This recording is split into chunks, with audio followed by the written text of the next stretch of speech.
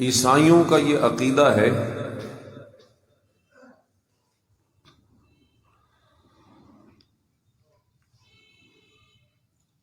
کہ ان اللہ ثالث ثلاثہ،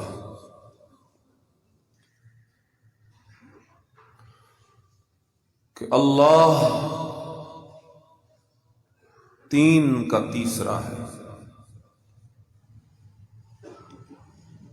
مطلب یہ ہے کہ الہ اور معبود تین ہیں۔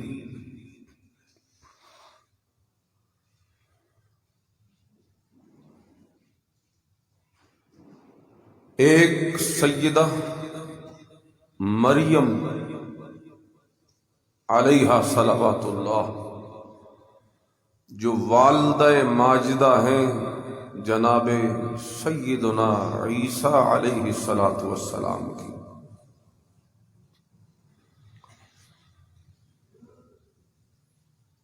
اور دوسرا معبود وہ جناب عیسیٰ علیہ السلام کو مانتے ہیں، اور تیسرا معبود وہ اللہ کو مانتے ہیں۔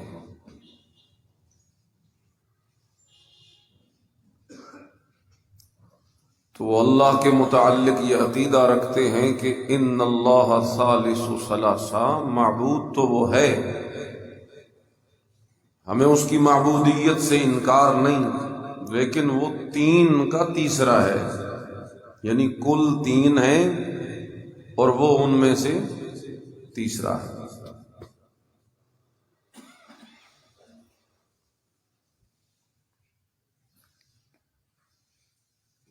قرآن کریم میں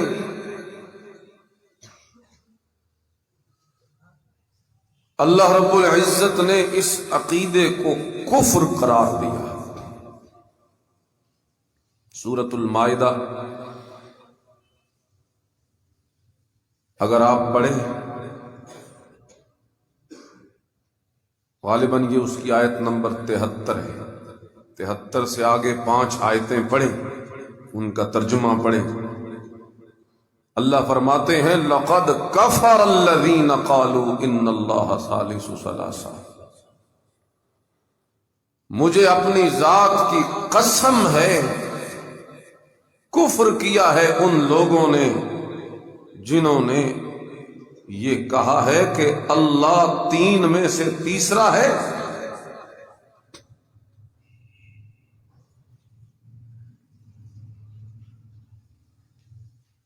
تو اللہ نے اس پہ کفر کا فتویٰ لگایا،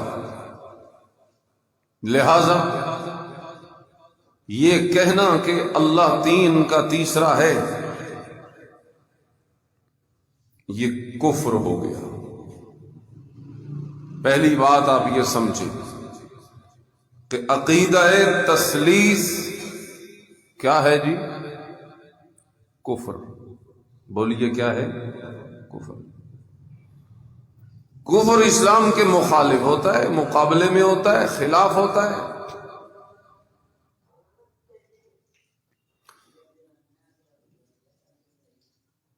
جب یہ کفر ہے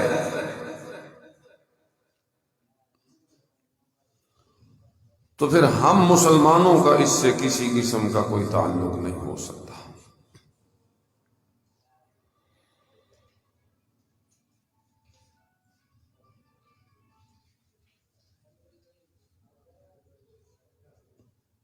قرآن کریم میں تو اللہ نے اسے کفر قرار دیا، لیکن ایک حدیث قدسی ہے، وہاں حضور اکرم صلی اللہ علیہ وسلم اللہ تبارک و تعالی کی بات نقل کرتے ہیں، اور وہاں اللہ رب العزت فرماتے ہیں کذبنی ابن آدم، آدم کا بیٹا مجھے جھٹلاتا ہے، وَلَمْ يَكُنْ لَهُ ذَلِكَ، حالانکہ اسے یہ حق نہیں تھا کہ وہ مجھے جھٹلائے۔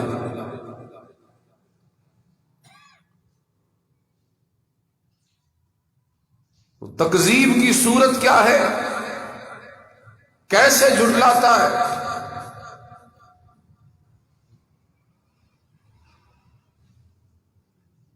فرمایا جب وہ یہ کہتا ہے نا کہ لن یعیدنی کما بدعنی، کہ جس طرح اس نے مجھے پہلے پیدا کیا تھا اب دوبارہ مجھے نہیں اٹھا سکتا، ہے قیامت کا انکار کہ ان مرے ہوئے بے جان جسموں کو جو ریزہ ریزہ ہو گئے، مٹی میں مٹی ہو گئے، انہیں کون اٹھائے گا؟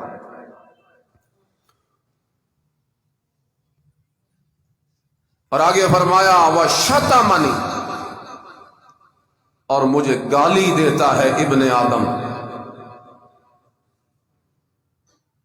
آدم کا بیٹا مجھے گالی دیتا ہے جب وہ یہ کہتا ہے کہ اتخذ اللہ ولدا، کہ اللہ نے بیٹا بنا لیا۔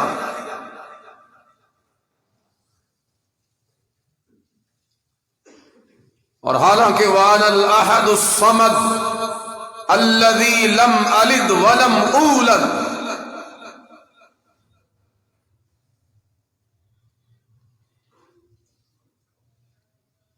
حالانکہ میں تو وہ احد و صمد ہوں جس نے نہ کسی کو جنا ہے اور نہ خود کسی سے جنا گیا ہے، وَلَمْ أَكُنْ لَهُ كُفُوًا أَحَدٌ، اور میرا کوئی ہم سر اور شریک نہیں۔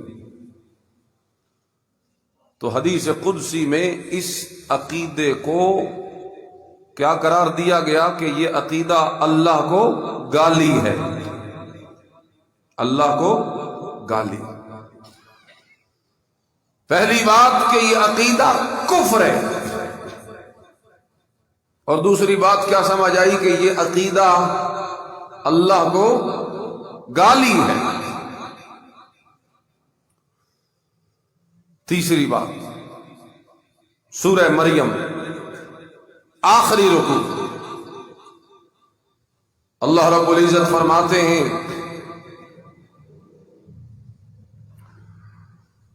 کہ جب یہ لوگ کہتے ہیں نا کہ رحمان نے بیٹا بنا لیا، تکاد السماوات یتفطرن منہ، یہ اتنی سخت بات ہے کہ اگر یہ بات آسمان کو اس کا احساس ہو تو وہ پھٹ پڑے۔ وَتَنشَقُّ الْأَرْضُ، اور زمین شق ہو جائے۔ وَتَخِرُّ الْجِبَالُ هَدًّا، پہاڑ گر جائیں، ریزہ ریزہ ہو جائے۔ کس بات سے؟ ان دعوا للرحمن ولدا، اور ظالموں تمہیں تو اس بات کا احساس نہیں، ورنہ یہ تو میری رحمت ہے کہ میں نے آسمان و زمین کو قائم کر رکھا ہے، ورنہ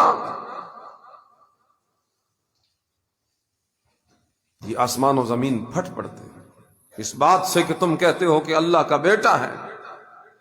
ما ينبغي للرحمن ان يتخذ ولدا، مجھے یہ ہرگز لائق نہیں کہ میں بناؤں کسی کو بیٹا۔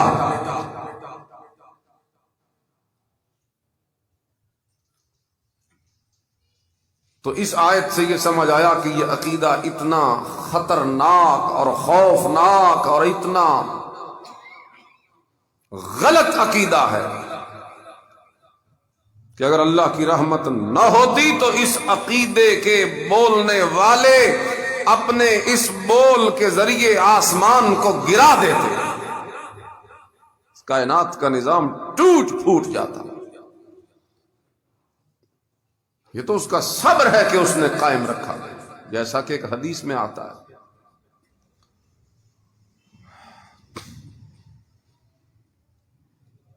لَيْسَ أَحَدٌ أَصْبَرَ عَلَىٰ أَذًى سَمِعُهُ، لَيْسَ أَحَدٌ أَصْبَرَ عَلَىٰ أَذًى سَمِعَهُ مِنَ اللَّهِ تَعَالَىٰ۔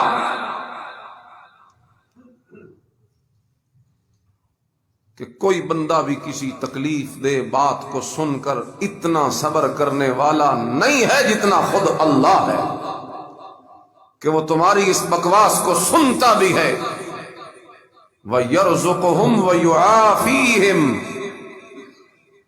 تمہارے اس شرک کو سنتا بھی ہے اور پھر تمہیں روزی بھی دیتا رہتا ہے، پھر تمہیں عافیت بھی دیتا رہتا ہے۔ یہ اس کا صبر ہے کہ یہ نظام کائنات کھڑا ہے، قائم ہے، ورنہ یہ عقیدہ اتنا زہریلا ہے کہ اللہ نے بیٹا جنا یا اللہ کا کوئی بیٹا ہے، کہ یہ عقیدہ آسمان و زمین کو توڑ پھوڑ دیتا۔ تو میں نے سب سے پہلے کیا عرض کیا کہ یہ عقیدہ کفر ہے۔ نمبر 2، اللہ کو گالی ہے، اور نمبر 3، اس کائنات کے نظام کو توڑ دینے والا ہے اگر اللہ کا رحم نہ ہوتا۔